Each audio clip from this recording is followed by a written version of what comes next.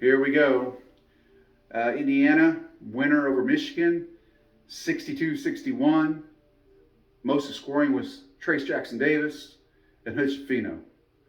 Hood Schifino really looked good for the most part. He had a couple turnovers kind of in the second half, about midway through the second half. He also hurt his elbow. I'm not for sure. I don't think it's only a lingering thing. I think it's a little stunner. He hit the court pretty hard. Um, Trace Jackson Davis. He needs to practice his free throws. Ridiculous. He missed some really important free throws that could have really kind of put the game away for us. Nevertheless, we win. He ends up with 28, and Schifino ends up with 21. Davis had 9 rebounds, I think 3 assists. So he did his thing, but man, his free throws tonight was just ugly. It was ugly. Some important free throws there toward the end too. There was I think 18 seconds left in the game. He's at the line for a 1-on-1. He missed this first one short. And all of them were short. It's the front of the rim.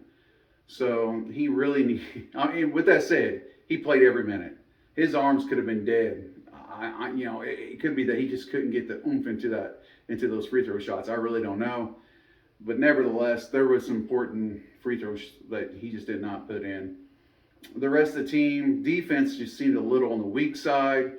There was rotating cuts that just, little screens that just were never picked up when they should have been picked up.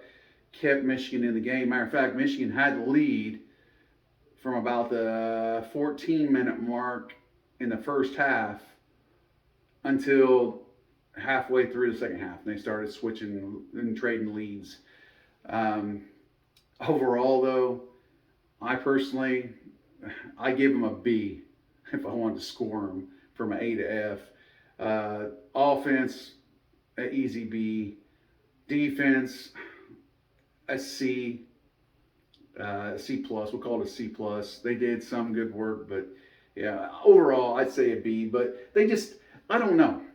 They just did not look like an end. Log stagnant, not moving around on offense, kind of just coming forward, handing the ball off and backing up. There was hardly any rotation. There was a few cuts by Trace Jackson Davis, and that's where they found him. But yeah, I don't know, just looked a little stagnant. Nevertheless, can't argue with the win, and that's what we got. So we had a lot of commentary calls that were stating that there was forced turnovers by Michigan. Indiana did not have, they had a few forced turnovers. Most of their turnovers were just lazy passing, or it was self errors. It was not a forced error. So there was a lot of turnovers. Indiana's side, I think we actually did our average. I think it was 14, but there were a lot of those turnovers came in the first half, and they were not forced. They were self-induced, I guess. There was a lot of dribbling straight into traffic and not having anywhere to throw it, and they throw it to throw it where they can be tipped away. It was just unforced errors. There was a few passes that went out of bounds. It was bad passing. It was not forced by no means, and they shouldn't have been trying to pass the ball, not in those directions, not at that time. So I wouldn't call it a forced error, but on air they were actually saying they were forced. They weren't forced, not from what I was seeing, anyways. But anyhow, I want to get on here. I wanted to share with you guys. Indiana wins 62-61 in a very close game, but it was played that way. Defense was not great by no means, and our offense was not moving up and down the court like normal. We were not passing the ball as crisp as we should have been. And like I said, there was nobody forcing those passes. They were just bad passes.